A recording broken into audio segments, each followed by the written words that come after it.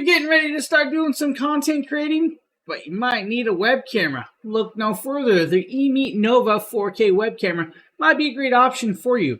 Now this has 73 degrees field of view, auto light correction, USB plug and play, and privacy cover with that. Now it does have dual microphones built in as well, and it of course works with any streaming service that you could need. Now PDAF autofocus built in with this has a nice, very cool and deep, rich learning on this as well. Should be pretty crystal clear. We're going to get into a lot of this. Now, inside this package, you're going to get this little stick and stay privacy camera. If you guys need to pull off the tape, bend it down and it will cover, of course, the camera. It is a plug and play style. It is a regular USB-A port. Now, with that, they do give you a decent little cable length right here, so you should be able to connect it up to pretty much wherever you really need to connect it with that little length of cable. So it should fit what you need. Now with this, it has a built-in monitor mount, but also has a tripod mount on the bottom. The monitor mount, of course, is going to allow you to come on here. It's got rubberized padding to help stop marring the surface while allowing a nice tight grip on your monitor with that. Now, it does swivel, of course, and can pan and tilt up and down with a slight adjustment for you with this. Now, of course, you're going to need the EMEET Link software to run this, of course, with that. It's just a very cool software. We're actually going to walk you through that as well. We're going to show you guys how to install it and then run that off of this. 4K web camera, guys, about 3.5 inches in length of diameter with this.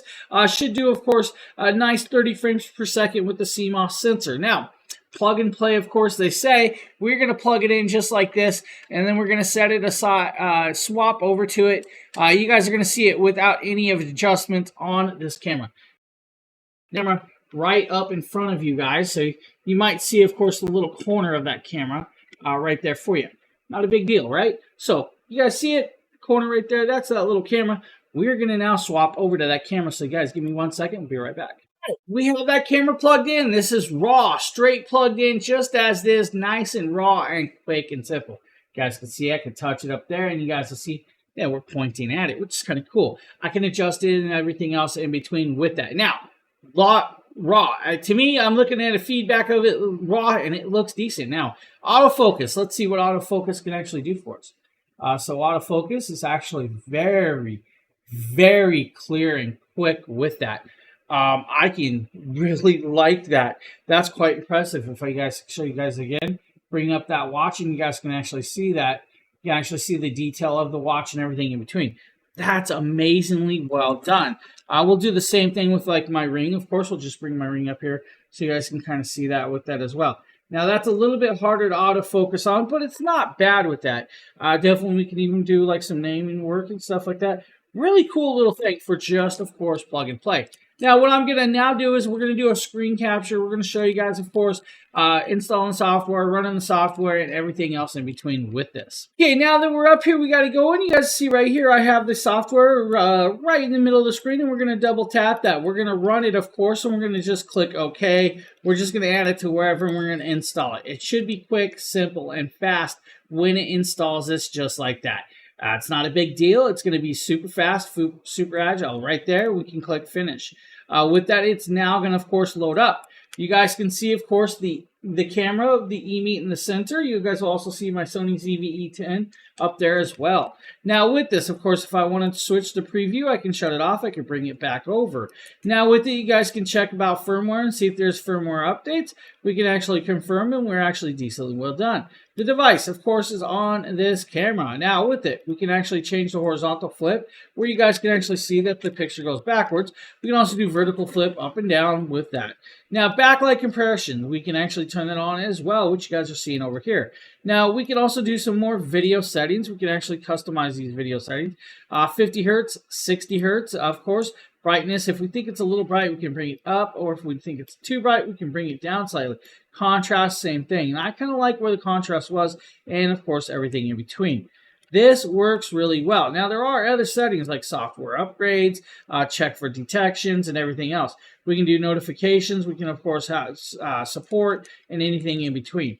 Simple, easy, and perfectly well set. If I want to go back to the restored defaults, just click the defaults, and we're back and restored.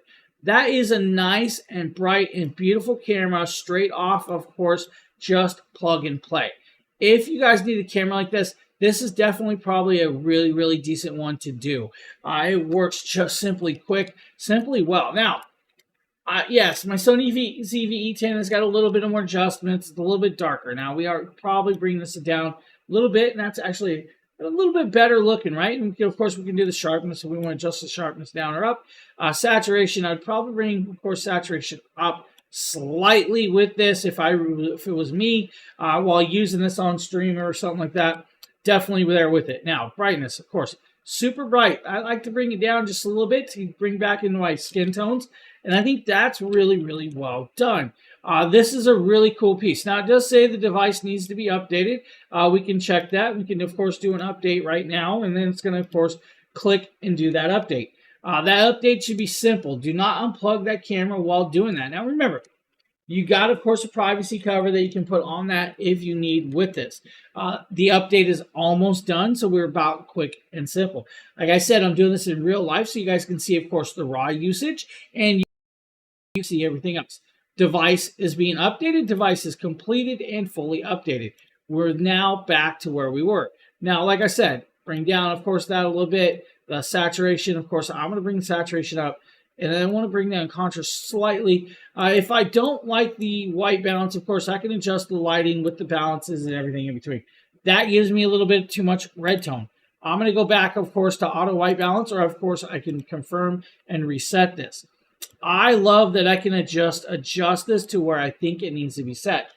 Very simple, very easy, guys. If you need a nice little plug and play style of a web camera, EMEET Nova 4K definitely can hit the mark for you.